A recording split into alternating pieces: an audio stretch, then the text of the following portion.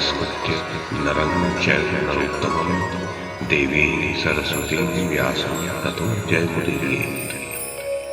ओम नमो भगवते वासुदेवाय, ओम नमः पितामहाय, ओम नमः प्रजापतिभ्यः, ओम नमः कृष्णद्वैपायनाय, ओम नमः सर्वविघ्नविनायकेभ्यः।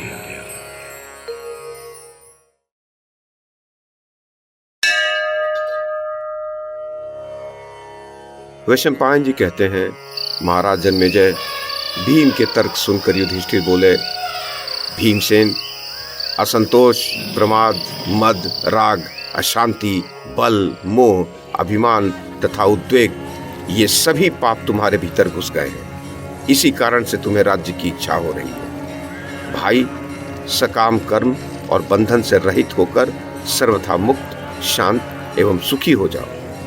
जो सम्राट इस सारी पृथ्वी का अकेला ही शासन करता है, उसके पास भी एक ही पेट होता है।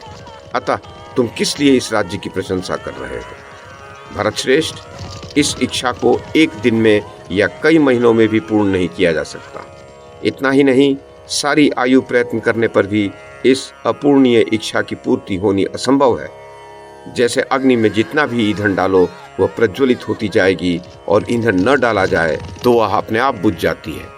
इसी प्रकार तुम भी अपना आहार कम करके इस जगी हुई जठराग्नि को शांत करो। अज्ञानी मनुष्य अपने पेट के लिए ही बहुत हिंसा करता है। अतः तुम पहले अपने पेट को ही जीतो, उसके पश्चात ऐसा समझा जाएगा कि इस जीती हुई पृथ्वी के द्वारा तुमने कल्याण पर विजय प्राप्त कर ली है। भीमसेन, तुम मनुष्यों के काम भोग और ऐश्वर्य की बड़ी प्रशंसा करते हो, परंतु जो भोग रहित हैं और तपस्या करते करते निर्बल हो गए हैं, वे ऋषि मुनि ही सर्वोत्तम पद को प्राप्त करते हैं। राष्ट्र के योग और क्षेम, धर्म तथा अधर्म सब तुम में ही स्थित है। तुम इस महान भार से मुक्त हो जाओ और त्याग का ही आश्रय लो। व्याघ्र एक ही पेट के लिए बहुत से प्राणियों की हिंसा करता है। दूसरे लोभी और मूर्ख पशु भी उसी के सहारे जीवन निर्वाह करते हैं। यत्नशील साधक विषयों का परित्याग करके संन्यास ग्रहण कर लेता है तो वह संतुष्ट हो जाता है, परंतु विषय भोगों से संपन्न समृद्धिशाली राजा कभी संतुष्ट नहीं होते। देखो, इन दोनों के विचारों में कितना अंतर है। जो लोग पत्ते खाकर रहते हैं, जो पत्थर पर पीसकर अथवा दांतों से ही चबाकर भोजन करने वाले हैं, अर्थात जो चक्की का पीसा और ओखली का कूटा नहीं खाते हैं, तथा जो जल या वायु पीकर रह जाते हैं, उन तपस्वी पुरुषों ने ही नरक पर विजय प्राप्त की। जो राजा इस संपूर्ण पृथ्वी का शासन करता है और जो सब कुछ छोड़कर पत्थर और स्वर्ण को समान समझने वाला है, उन दोनों में से वो त्यागी मुनि ही कृतार्थ होता है, राजा नहीं। अपने मनोरथों के पीछे बड़े बड़े कार्यों का आरंभ न करो। आशा तथा ममता न रखो और उस शोक रहित पद का आश्रय लो जो इहलोक और परलोक में भी अविनाशी है। जिन्होंने भोगों का परित्याग कर दिया है, वे तो कभी शोक नहीं करते हैं। तब तुम क्यों भोगों की चिंता कर रहे हो? सारे भोगों का परित्याग कर देने पर तुम मिथ्यावाद से छूट जाओगे। देवयान और पितृयान, ये दो परलोक के प्रसिद्ध मार्ग हैं। जो सकाम यज्ञों का अनुष्ठान करने वाले हैं, वे पितृयान से जाते हैं और मोक्ष के अधिकारी देवयान मार्ग से। महर्षिगण तपस्या, ब्रह्मचर्य और स्वाध्याय के बल से देह त्याग के पश्चात ऐसे लोक में पहुंच जाते हैं जहां मृत्यु का प्रवेश नहीं है। इस जगत में ममता और आसक्ति के बंधन को आमिष कहा गया है। सकाम कर्म भी आमिष कहलाता है।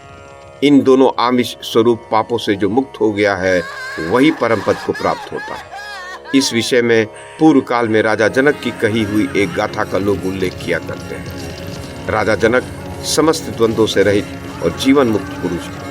उन्होंने मोक्ष स्वरूप परमात्म तत्व का साक्षात्कार कर लिया था। उनकी वह गाथा है, दूसरों की दृष्टि में मेरे पास बहुत धन है, परंतु उसमें से कुछ भी मेरा नहीं है। संपूर्ण मिथिला में यदि अग्नि की लपटें भी उठने लगें, तब भी मेरा कुछ नहीं जलेगा। भीम, जैसे पर्वत की चोटी पर चढ़ा हुआ मनुष्य धरती पर खड़े हुए प्राणियों को केवल देखता है, उनकी परिस्थिति से प्रभावित नहीं होता, उसी प्रकार बुद्धि की अट्टालिका पर चढ़ा हुआ मनुष्य उन शोक करने वाले मंद बुद्धि लोगों को देखता है, किंतु स्वयं उनकी भांति दुखी नहीं होता। जो स्वयं दृष्टा रूप से पृथक रहकर इस दृश्य प्रपंच को देखता है, वही नेत्र वाला है और वही बुद्धिमान है।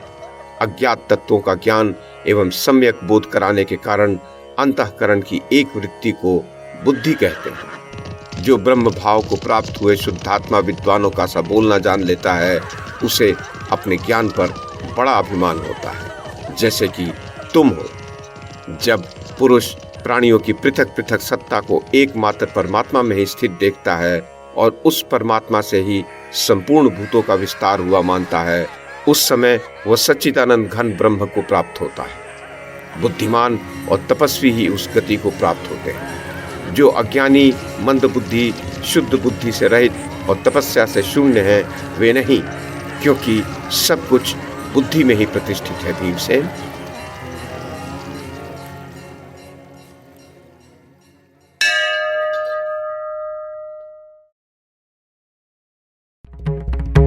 YouTube के माध्यम से महाभारत की कथा को एक श्रृंखला के रूप में प्रस्तुत करने का हमारा ये प्रयास यदि आपको सराहनीय लगा हो तो कृपया इस कड़ी को लाइक और शेयर करें, चैनल को सब्सक्राइब करें और बेल आइकन को दबाएं। साथ में अन्य लोगों को भी देखने के लिए प्रेरित करें।